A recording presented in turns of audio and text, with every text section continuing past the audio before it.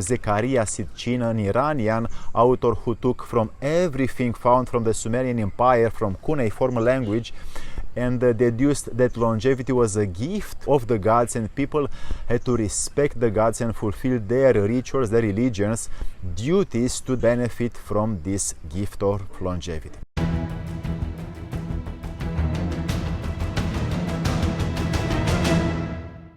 Biblical examples, especially of the patriarchs of Genesis, or the highest ranking or high level priests or saints,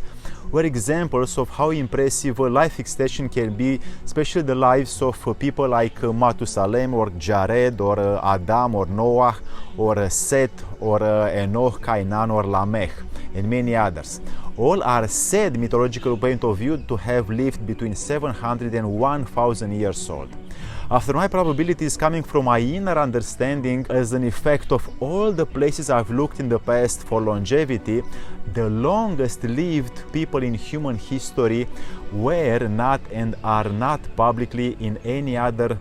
book or mass media or social media mechanism, and who have lived and are still living far beyond these biblical testimonies are still human beings between us. So the research of biochemist Paul Berg in Stanford University of DNA maturation in 1972 classified as the father of engineering, the father of genetic engineering.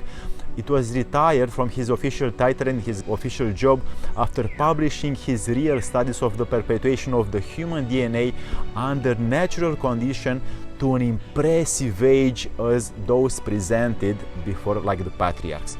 Finally, the last civilization who did something for longevity field were those in the Roman Empire, and for them longevity was a sign of strength and fulfillment, and they were believing prolonging life through diet, through exercise and medicine. For example, the Roman Empire built public baths where people could improve their health through physical exercises and the use of curative and mineral salts from thermal waters. Before the Romans, the ancient Greek people, we are talking about Asclepius, the royal father of the medicine, who came to bring dead bodies back to life, and he was stopped by the gods for being against somehow the natural process of the nature.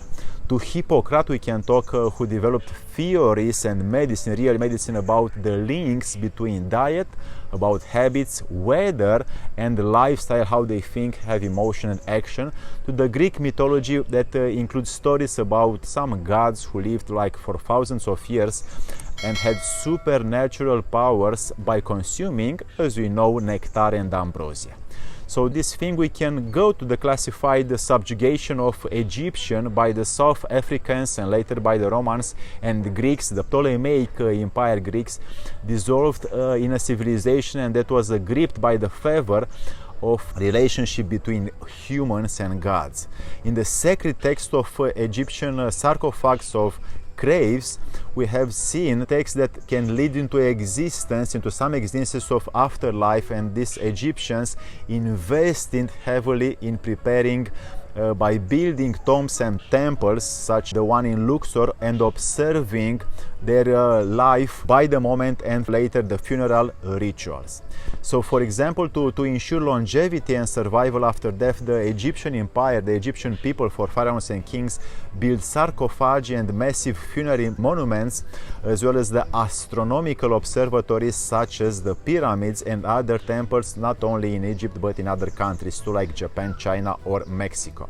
Well, first and the most remote civilization to talk about longevity was from the testimonies of most of the author of the Sumerian translator from father to son, somehow Zecharia Sitchin, an Iranian author who took from everything found from the Sumerian Empire, from cuneiform language,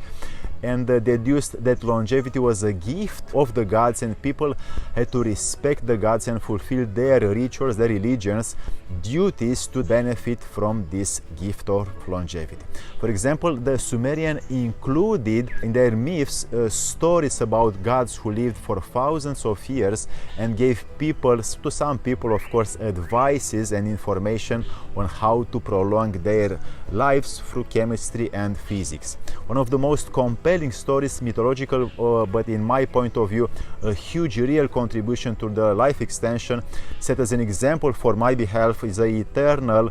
epopeia of Gilgamesh, who was absolutely amazing. Well, after having researches, I was in most of the museums around the world, in temples, in tombs, and most of the holy places, and I decided with humble somehow and blessed attitude to share something which is mysterious for life extension. So the protocol I'm talking about is about science, about nutrition, about mindset behind longevity, which is now available here on this website, this YouTube channel, to live 120 years minimum. So depending on your willpower, on your discipline, the more you will verify these procedures, these processes and nutrients from this channel, the more you will have the chance, with the co-participation of the divine laws, to achieve more than 120 years old of age. May the progressive force be with you.